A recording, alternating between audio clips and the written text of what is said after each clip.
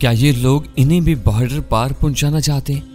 एकदम मेरे जहन में झमाका सा हुआ। सरवत के अल्फाज पूरी शिद्दत से मेरे कानों में गूंजे और मुझे लगा कि जिस सवाल का जवाब मुझे और इमरान को पिछले कई दिन से नहीं मिल रहा था, शायद आज मिल गया है। कहीं ऐसा तो नहीं था कि इत्तेफाकन यूसुफ फारूकी की शक्ल भी किसी मशहूर चेहरे से मिल गई हो? जब यूसुफ ने पाकिस्तानी फिल्मी हेरोइन की नकल के साथ रात गुजारी थी, उसे जावा के कई लोगों ने देखा था। हो सकता था कि इन पर इंकिशाफ हुआ हो कि यूसुफ खुद भी एक काम की चीज है। क्या सोच रहे हैं? सरवत की आवाज ने मुझे ख्यालों से चौंका दिया। कुछ नहीं, यूं ही एक ख्याल जहन में आया है, मैंने कहा, और एक बार फिर सोच में गुम हो गया। जहां तक मेरी मालूमात थी, यूसुफ की शक्ल किसी पाकिस्तानी या भारतीय फिल्मी अदाकार से तो हरगिज नहीं मिलती थी। मुमकिन था कि किसी और शोबे की सेलिब्रिटी से उसकी मुशाबत हो। फिर मुझे याद आ कि जब यूसुफ जख्मी होकर अस्पताल में था तो शारबा भाई एक खास बंदे को इयादत के बहाने अपने साथ लाई थी। वो बंदा सिर्फ यूसुफ का मुलाहजा करने के लिए वहां आया था। ये मुलाहजा उसी खास मुशाबत के हवाले से हो सकता था। मुझे लगा कि वाकयात की कड़ियां आपस में मिल रही हैं। मैंने कहा, सरवत, न जाने क्यों मेरा ये यकीन पक्का होता जा रहा है कि यूसुफ को भी इसी हवेली में लाया गया, और हो सकता है कि मैं कहते कहते खामोश हो गया। वो अपनी खूबसूरत ज़हीन आंखों से मुझे देखती जा रही थी। मेरी बात मुकम्मल करते हुए बोली, क्या आप ये कहना चाहते हैं कि यूसुफ को भी यहाँ से सरहद पार पहुंचाने की कोशिश की जाएगी? हाँ सरवत, ऐसा हो भी सकता है। मैंने कहा, तुम कोशिश करो कि अगले चंद घंटों में यूसुफ के बारे में कुछ पता चल सके। अगर कंफर्म हो जाए कि वो वाकई हवेली में है तो फिर हम हर तरह की कार्रवाई कर सकते हैं। पुलिस और दूसरे इदारों की मदद भी ली जा सकती है। सरवत ने अपने खुश होंठों पर जुबान फेरी और बेचैन नजर आने लगी। अहमद थानवी साहब के हवाले से उसे जो डहारस थी वो तो तकरीबन खत्म हो गई थी। वो बोली, ठीक है ताबिश, मैं वापस जाती हूँ। जो ही किसी बात का पता चला मैं आपसे राब्ता करूंगी। कैसे? मैं खुद चक्कर लगा लूंगी। मैंने उसकी आंखों में देखते हुए कहा, सरवत, बहुत एहतियात से, किसी तरह का रिस्क नहीं लेना। उसने कुछ नहीं कहा, लेकिन उसकी आंखों में एक अजीब सी लाताल्लुकी नजर आई। ये लाताल्लुकी मेरी फिक्रमंदी से थी। वो जैसे खामोशी की जुबान में कह रही थी कि ज्यादा से ज्यादा मर ही जाऊंगी ना। उसने सिर्फ इस बात में सर हिलाने पर इक्तफा किया और बाहर निकल गई। सरवत को भेजकर मेरी धड़कनें ज़ेरो ज़बर होने लगी। मैंने सरवत को राजा के बारे में और हवेली में उसकी आमद के बारे में कुछ नहीं बताया था। लतीफ की बीवी रजिया को भी राजा के बारे में कुछ पता नहीं था। लतीफ दुकान का सौदा लेने किसी करीबी कस्बे तक गया हुआ था। उसका बेटा उस्मान बाप की जगह दुकान पर बैठा था। दोपहर को मुझे चने खाकर गुजारा करना पड़ा। पता चला कि लतीफ की बीवी की तबीयत है ठीक नहीं। दोपहर के वक्त मुझे दूर से राजा आता दिखाई दिया। उसकी धोती हवा में फड़फड़ा रही थी। वो आमसे अंदाज में दुकान पर आकर खड़ा हो गया और सिगरेट का पैकेट खरीदा। वो शायद मुझसे कोई बात करना चाह रहा था, लेकिन लतीफ की बजाय उसका बेटा दुकान पर बैठा था। फिर इसी दौरान में हवेली का एक उम्र रसीदा मुलाजिम भी दुकान के अंदर आकर बैठ गया और उस्मान से गपशप करने लगा। राजा को कोई भी बात किए बगैर वापस से हवेली जाना पड़ा। जिस वक्त वो हवेली वाली गली में दाखिल हो रहा था, वहां से एक जीप निकलती नजर आई। यह हवेली ही की कीचड़ आलूद जीप थी। जीप दुकान के सामने से गुजरी तो मैं चौंक गया। इसमें मुझे अहमद थानवी साहब की झलक नजर आई। अंदाजा हुआ कि उनका काम खत्म हो चुका है और उन्हें वापस हारून आबाद पहुंचाया जा रहा है। वो बहुत खामोश बल्कि रंजीदा नजर आ रहे थे। मैं मौजूदा सूरत हाल पर इमरान से मशवरा करना चाहता था। मैंने उसे कई फोन किए लेकिन उसका फोन बंद जा रहा था। वो पता नहीं किस चक्कर में पड़ा हुआ था। लतीफ की वापसी शाम के फौरन बाद ही होगी। वो अपनी साइकिल पर बहुत सा सामान लाद कर लाया था। उसे दोपहर के खाने का पूछा। मैंने बताया कि भूख नहीं थी, थोड़े से चने फांक लिए हैं। वो समझ गया कि दोपहर को खाना पकाया ही नहीं गया था। उसने पुरतकल्लुफ खाना पकवाया। छोटा गोश्त, चावल और हलवा वगैरह था। खाना खाने के बाद हम हस्बे मामूल बैठक में आ बैठे। लालटेन की रोशनी में रेडियो सुनते रहे और बातें करते रहे। आज तेज हवा चल रही थी, मतला भी अबर आलूद था। शाम से पहले दाई बरकतें पीली हवेली से होकर आई थी। उसने बताया था कि सरवत वहां खुश है। एक मुलाजमा आमना के साथ मिलकर उसने बावर्ची खाने का सारा काम संभाला हुआ है। लड़का बिलाल भी उससे राजी है। वड्डी चुतराइन ने सरवत को पेशकश की थी कि अगर वो चाहे तो उसे यहाँ मुस्तकिल भी रखा जा सकता है।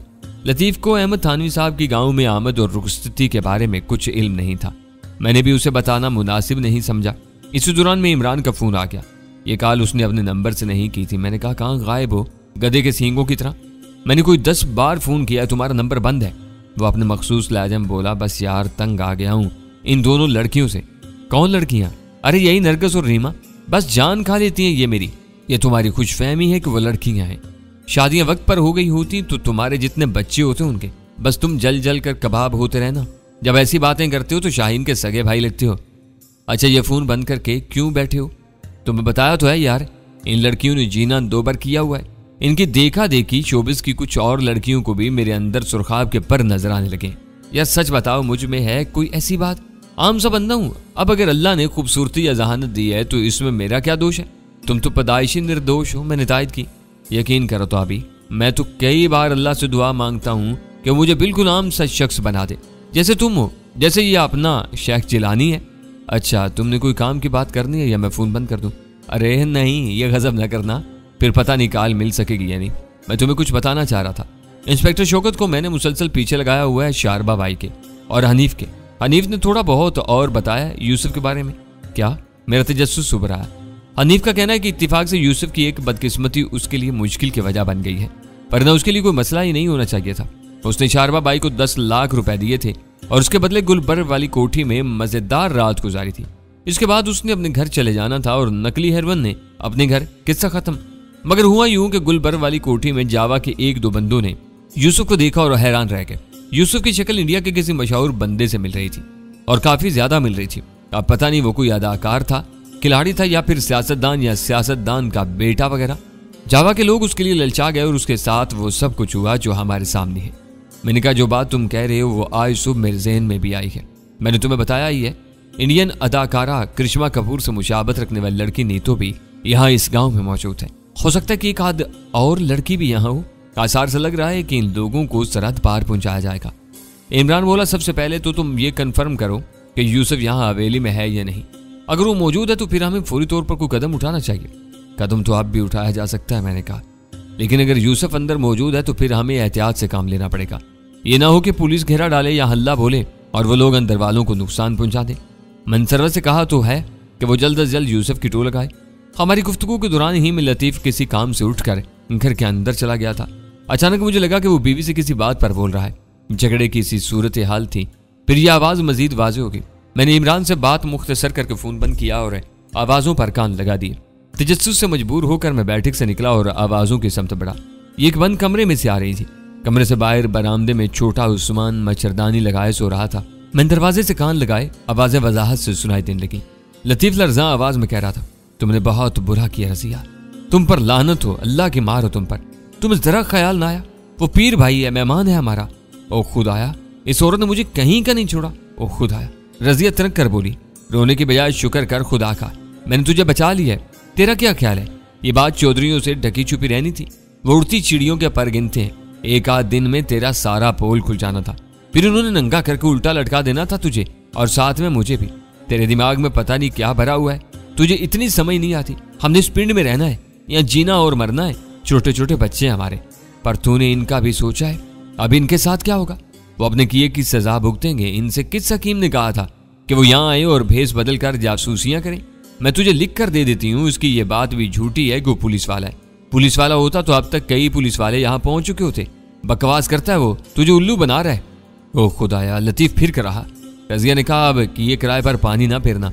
मैंने यही कहा है वड्डी चुदराइन से कि मुझे लतीफ ने भेजा है। समझ रहे हो ना बात? अभी उसका फिक्रा पूरा नहीं हुआ था कि दरवाजे पर जोरदार दस्तक हुई। मेरे रगों में लहू ने उछाल मारा। लगता था कि हवेली से लोग पहुंच गए हैं। मैंने तेजी से सोचा, कमरे में वापस आया। लकड़ी की एक डोली के नीचे मैंने कोल्ड पिस्टल छुपा रखा था। मैंने पिस्टल निकाला और इस दरवाजे की तरफ बढ़ा जो घर और दुकान को मिलाता था। दरवाजे में से गुजरकर मैं तारीख दुकान में दाखिल हुआ। गाजर के मुरब्बे का एक मर्तबान मेरा घुटना लगने से कच्चे फर्श पर गिरा और टूट गया। मैं जानता था कि लतीफ दुकान को अंदर की तरफ से बस एक ताला लगाता है। मैंने तारीकी में टटोल कर ताले का सुराग लगाया।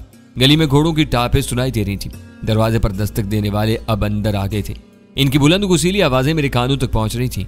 मैंने पिस्टल की नाल ताले के ऊपर रखकर फायर किया। अंधेरे में धमाके से शोला चमका। मेरे दूसरे फायर से ताला टूट गया। मैं लकड़ी के 8-9 फुट चौड़े दरवाजे की कुंडी खोली। मगर इससे पहले कि मैं दुकान से बाहर कदम रखता, अंदर आने वाले मेरे सर पर पहुंच गए। मेरे तरफ 2 राइफलों की नालें उठी हुई थी। एक बड़ी टार्च का रोशन दायरा सीधा मेरे चेहरे पर पड़ रहा था। खबरदार ओए, अब भून कर रख देंगे। एक रख्त आवाज तारीकी में गूंजी। इसी दौरान में बाहर की तरफ से दुकान का दरवाजा भी एक झटके से खुल गया। कई अफराद इस तरफ भी मौजूद थे और इनमें से यकीनन कुछ मुसल्ला भी थे। मुजाहमत करने को मैं अब भी कर सकता था। मेरे अंदर एक अजीब सी तरंग थी। मरने और मार देने का वही जज्बा था जिसके बीज इमरान ने मेरे अंदर बो रखे थे और जिसकी आवियारी भांडियल एस्टेट में जैकी की कड़ी तरबियत ने की थी। लेकिन फिर मुझे सरवत का ख्याल आया। सरवत ऊंची दीवारों वाली उस हवेली में मौजूद थी जहां से ये लोग दनदनाते हुए आए थे।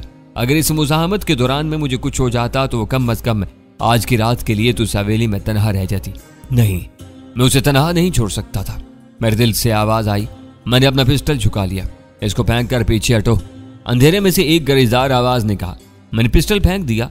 एक शख्स ने चमकदार मेखों वाली लाठी घुमाकर मेरे कंधे पर मारी। दो अफराद ने मुझे अकब से जकड़ लिया। मेरी गर्दन और सर पर पिस्तौल के दस्ते से सख्त चोटें लगाई। मैं चावल और दालों की अध खुली बोरियों पर गिरा। यही वक्त था जब मैंने सफाई से अपना सेलफोन दाल की एक बोरी में घुसा दिया। उन्होंने एक बड़े रुमाल से मेरे हाथ पुश्त पर कसकर बांध दिए। इस दौरान में वो गालियों की बारिश भी करते रहे। अब मेरे इर्द गिर्द लालटेनों की रोशनी थी। मैं लड़का लतीफ दूर एक कोने में खामोश खड़ा था। वो मुझसे नजर नहीं मिला पा रहा था। मैंने भी उसे इम्तिहान में डालना मुनासिब नहीं समझा और उसकी तरफ से रुख फेर लिया। चौधरी के कारिंदों ने अच्छी तरह मेरी तलाशी ली और फिर घसीट कर खड़ा कर दिया। और अब मैं ऊंची दीवारों वाली पीली हवेली के अंदर था। ये अंग्रेजों के दौर की बनी हुई पुख्ता इमारत थी। इर्द गिर्द के कच्चे मकानों से बिल्कुल मैल नहीं खाती थी। दीवारें मोटी और छतें ऊंची थी। महाराबी दरों में पुरानी लकड़ी के मजबूत दरवाजे लगे हुए थे। इनमें आईनी कीलें कितार अंदर कितार दूर ही से दिखाई देती थी। हवेली गांव के उस हिस्से में थी जहां बिजली मौजूद थी। मुझे वसीउ अरीज बैठक नुमा जगह पर पहुंचाया गया। बैठक की आराइश खालिस देहाती तर्ज की थी। बैठने के लिए सोफों की जगह रंगीन पायों वाले पलंग थे। इन पर कढ़ाईदार गाव तकिए रखे हुए थे। घनी मूंछों और तमतमाए चेहरे वाले 2-3 अफराद यहाँ मौजूद थे और शानदार किस्म के हुक्के गड़गड़ा रहे थे। मैंने कमीज पतलून वाले एक दुबले पतले नौजवान को देखा जो एक हुक्के की चिल्लम दुरुस्त करने में मसरूफ था। मुझे लतीफ ने बताया था कि यहाँ निचले दर्जे के सारे काम शहर से आए हुए मुलाजिम करते हैं। अब इसका सबूत भी मिल रहा था, लेकिन सोचने की बात थी कि क्या चौधरी अनवर अज़दवाजी रिश्ते को भी निचले दर्जे का काम समझता था, जिसने 2 शहरी बीवियां रख छोड़ी थी। उसने इन्हें औलाद से भी महरूम रखा हुआ था। जल्दी मुझे पता चल गया कि मेरे सामने रंगीन पलंग पर बड़े ठाट से बैठा हुआ 35-40 साल शख्स है। चौधरी अनवर ही है। चेहरे की रंगत के मुकाबले में उसके होंठ कतरे से आते। ये उसकी सिगरेट नोशी और शराब नोशी की इल्लतों की निशानदेही करते थे। चौधरी अनवर की दहशत कुर्बो जवार के हाजरीन पर मुसल्लमा थी। उसके अक्क में एक खतरनाक सूरत शख्स कंधे से पिस्तौल लटकाए चुकस खड़ा था। मुझे यह देखकर ताज्जुब हुआ कि एक तरफ लकड़ी की 2.5-3 फुट ऊंची मेज के ऊपर एक देहाती नौजवान मुर्गा बना हुआ था। कतरा कतरा पसीना उसके चेहरे से मेज पर टपक रहा था। पता नहीं बेचारे को किस जुर्म की सजा दी गई थी। अगर वो वहां से गिर जाता तो सख्त चोट आती। मुझे भी किसी मुल्जिम की तरह चौधरी के सामने पेश किया गया। मेरे हाथ अभी तक साफा नुमा रुमाल में बंधे हुए थे। चेहरे पर 1-2 चोटें भी आई थी, जिनकी मीठी मीठी जलन मेरे जिस्म में तपश जगा रही थी। इसी दौरान में एक तरफ से छोटा चौधरी अमजद बरामद हुआ। उसने सरवत का बाजू कंधे के करीब से पकड़ रखा था। चेहरे पर करख्तगी थी। वह सरवत को खींच कर लाया और चौधरी अनवर के करीब खड़ा कर दिया। सरवत की आंखें रोने से सुर्ख थीं और उसने सर झुका रखा था। मेरे तन बदन में चिंगारियां से छूट गईं। ताहम इन चिंगारियों की जलन में अजीब तरह की लज्जत भी थी। आज एक तवील अरसे बाद मैं और सरवत इकट्ठे एक मुश्किल का शिकार थे और आज में वो पहले वाला ताबिश नहीं था। मेरे अंदर और बाहर बहुत कुछ तब्दील हो चुका था। मेरे सीने में एक पुरजोश दिल धड़क रहा था। वो दिल जो अपनी हिम्मत को आजमाना चाहता था और मेरी महबूब तरीन हस्ती मेरे रूबरू थी। वो जिसके सपने मैंने दिन रात आंखों में सजाए थे, जिसके लिए तकलीफ सहना और जान देना मेरे लिए सादत की सी हैसियत रखता था। सरवत के लिए यूं तो हमेशा ही से सब कुछ फिदा था, लेकिन अब नाकाबिले अबूर फासलों ने शायद इन जज्बों में मजीद शिद्दत पैदा कर दी थी। न जाने क्यों लम्हों में यह हवेली और इस हवेली के लोग मुझे हकीर महसूस हुए। इनकी तमाम तर खूनखारी के बावजूद मुझे लगा कि मैं इनको चीर कर गुजर सकता हूँ। हाँ, अगर सरवत मेरे साथ थी, इसका हाथ मेरे हाथ में था, तो फिर कोई मुसीबत नहीं थी। कोई दीवार नहीं थी। भांडियल एस्टेट की सख्त तरीन आजमाइश से गुजरने के बाद और जॉर्ज गोरा जैसे खतरनाक तरीन फाइटर से टकराने के बाद मेरे अंदर एक खास तरह का एतमाद पैदा हो चुका था। बेशक पीली हवेली के ये चौधरी बहुत सफाक थे, लेकिन ये मेरे लिए पहला मौका नहीं था कि मैं ऐसे लोगों के रूबरू था। जॉर्ज गोरा की हजीमत के मनाजर मेरे अंदर एक इजाफी तवानाई पैदा करते थे और इसकी शिकस्त मेरे जिस्म पर एक तमगे की तरह सजी हुई थी। यह और बात है कि यह तमगा मेरे सीने पर नहीं था, कहीं और था। यह तमगा एक चर्मी कवर के जरिए मेरी रान से बंधा हुआ था। यह वही नादर चाकू था जिसने जॉर्ज का पेट फाड़ा था। अभी कुछ देर पहले लतीफ की दुकान में मेरी जो सख्त तलाशी हुई, इसमें यह चाकू महफूज रहा था। चौधरी अनवर ने हुक्का गड़गड़ा कर मोचों के ऊपर से गाढ़ा सफेद धुआं छोड़ा और मुझे घूरते बोला, ओए बदबख्ता, और कहां से आया तू? और किस बाग की मूड़ी है। मैं खामोश खड़ा रहा। चौधरी बोला, सुना है कि तू खुद को पुलिस वाला बनाता है और किसी को छुड़ाने के लिए यहाँ है। किस प्यू की खिंच तुझे ले आई है यहाँ? सरवत ने घुटी घुटी आवाज में कहा, इनका कोई कसूर नहीं है जी। ओए, ये तो हमें भी पता है, रात की रानी के कसूर तेरा ही है। तेरा बंदा किसी तवाइफ के साथ भाग गया है, किसी होटल शोटल में दिल पशौरी कर रहा होगा और तू अपने इस यार के साथ आ गई इसे ढूंढने के वास्ते। चौधरी अनवर ने कहा, फिर अपने अक्कब में खड़े शख्स से मुखातिब होकर बोला, और क्या कहते हैं मौलादाद, अन्ने कुत्ते थे अरना दे शिकारी। मौलादाद समेत 2-3 अफराद ने फरमाइशी कहका लगाया। इसी दौरान में एक तरफ से नीतू उर्फ करिश्मा कपूर लंगड़ाती हुई बरामद हुई। उसने बड़े ताज्जुब से मेरी तरफ देखा, फिर उसके चेहरे का रंग बदल गया। चौधरी अनवर भी कुछ ठटक गया। करिश्मा कपूर से मुखातिब होकर बोला, तुम इसको जानती हो बीबी? इसको नहीं जानूंगी तो और किसको जानूंगी? वो जहरीले अंदाज में बोली, ये और इसका साथी ही तो था जिन्होंने मेरी जिंदगी हराम की है। इन पर चलाई हुई गोली ही लगी थी मुझे।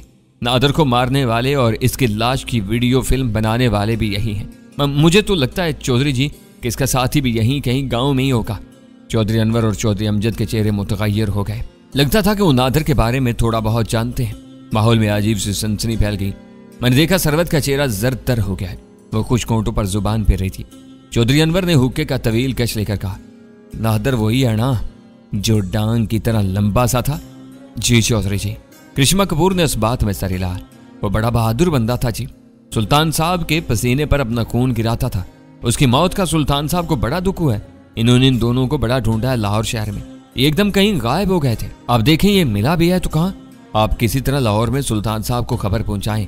इनका दिल बाग बाग हो जाएगा इस इत्तला से। करिश्मा कपूर की आवाज खुशी से लर्ज रही थी। क्रख्त चेहरे वाले मौलादाद ने आगे बढ़कर मेरा गिरबान पकड़ लिया और जोर जोर से झटके देता हुआ बोला, अरे बता कहाँ है तेरा वो हरामी यार और किस माँ की गोद में छुपा बैठा है? इसी पिंड में है या कहीं और है? उसके साथ ही उसने मेरे पेट में घुटने की जोरदार जरब लगाई। मैं उस जरब के लिए तैयार नहीं था। शदीद चोट लगी और मैं घुटनों के बल गिर गया। 2 अफराद मुझ पर पिल पड़े। मुझे घोंसे और लाते रसीद की गई। तकलीफ हो रही थी लेकिन मजा भी आ रहा था। मजा और तकलीफ मेरे लिए अक्सर इसी तरह घुल मिल जाते थे। सरवत चिल्लाई, खुदा के लिए इनको ना मारे। चौधरी अनवर के इशारे पर मुझे छोड़ दिया गया। मेरी कमीज और बुनियान दोनों फट गई थी। मैं अपने कदमों पर खड़ा हो गया। चौधरी अनवर ने वहशी नजरों से सरवत को घूरा। इस सोनी कुड़ी को बड़ा दुख हुआ है। छोटे चौधरी अमजद ने सरवत के बाल मुट्ठी में जकड़े और गर्ज कर बोला, सच बता, ये क्या लगता है तेरा और किस के लिए इसके साथ भागी फिर रही है? मेरी किसी से दुश्मनी नहीं, मैं बस अपने मियाँ को ढूंढ रही हूँ। मुझे छोड़ दे। सरवत कराही। उसकी गर्दन मुड़ी हुई थी और तकलीफ के सबब चेहरा जर्द होता जा रहा था। छोड़ दो इसे, मगर जा, अपने हाथ दूर रखो, इससे नहीं तो पछताओगे। मैं कब्रिस्तान बना दूंगा इस हवेली को। छोटे चौधरी अमजद ने अपनी गिरफ्त जरा नरम कर दी। सरवत के चेहरे पर तकलीफ के आसार कम हो गए। बड़े चौधरी अनवर ने बड़ी तेज नजरों से मुझे देखा। इन नजरों में जहर था और आग थी। वाह भाई वाह, बड़ा प्यार है मिर्जा साहिबा विच। एक दूजे के अंदर जिंदड़ी है भाई इनकी। और प्यार वाकई बड़ी चंगी चीज है। कई काम इसकी वजह से सौखे भी हो जाते हैं। क्यों भाई मौलादाद? उसने मानी खेज नजरों से पस्तौल बरदार मौलादाद की तरफ देखा। वो अपनी खजाब लगी मूंछों को ताव देकर बोला, आहो जी, अब बिल्कुल ठीक कहते हैं। चौधरी अनवर ने कहा, वैसे भी तुम काफी दिनों बाद जेल से आए हो। मेरा ख्याल है कि थोड़ी देर के लिए इस साहिबा को तो हमारे हवाले कर देते हैं। ये मिर्जा जब इसका तमाशा देखेगा तो खुद फर बोलना शुरू कर देगा। जो पूछेंगे वो तो बताएगा ही, जो नहीं पूछेंगे वो भी बताएगा। छोटे चौधरी अमजद ने एक बार फिर सरवत के बालों को झटका दिया। मेरे हाथों को बहुत मजबूती से नहीं बांधा गया था। मुझे लगा कि अगर मैं कोशिश करूं तो अपने हाथों को कपड़े की गिरफ्त से निकाल सकता हूं। यही वक्त था जब एक मोटी ताजी बारोब औरत अंदर आई। उसका भारी चेहरा सेब की तरह सुर्ख था। वो चमकीले लाचे कुर्ते में थी, जिस्म पर गहने भी नजर आते थे। मैं पहली नजर में पहचान गया कि वो वड्डी चौधराइन है। उसने चौधरी अमजद से कहा, वे अमजदे, छोड़ दे इस लिस्सी मेमणी को, कहीं इसकी गर्दन का कड़ाका ही ना निकल जाए। अमजद ने एक बार फिर गिरफ्त से जरा नरम कर दी। औरत चौधरी अनवर के पास पलंग पर जा बैठी। उसके माथे पर सिलवटें थीं। उसने चौधरी के कान में 1-2 बातें की। चौधरी पहले तजब्जुब में रहा, फिर उसने इस बात में सर हिलाया और नीम रजामंद नजर आने लगा। कुछ देर बाद चौधरी अनवर अपनी जगह से उठ खड़ा हुआ। पहले उसने मुर्गा बने लड़के की बकाया सजा माफ की और उसे 2-4 गालियां देकर बैठक से बाहर भेज दिया। फिर छोटे चौधरी अमजद से मुखातिब होकर बोला, एक जरूरी काम पड़ गया है, अभी जा रहा हूँ, तुम गड्डी बाहर निकलवा दो और इन दोनों को बंद कर दो। सुबह देखेंगे क्या करना है इनका। मेरे सर पर 2-4 मजीद 2 हथड़ मारे गए और धकेल कर एक छोटे कमरे में बंद कर दिया गया। कमरा भी क्या, बस बैठक के अक्म में एक कोठरी सी थी। हैरत ये हुई कि सरवत को भी मेरे साथ ही कोठरी में धकेल दिया गया। मुझे कोठरी में बंद करते वक्त मुझसे मेरे मोबाइल फोन के बारे में पूछताछ की गई। मैंने उन्हें बताया कि मोबाइल मेरे पास था लेकिन अब नहीं है, शायद कहीं गिर गया है।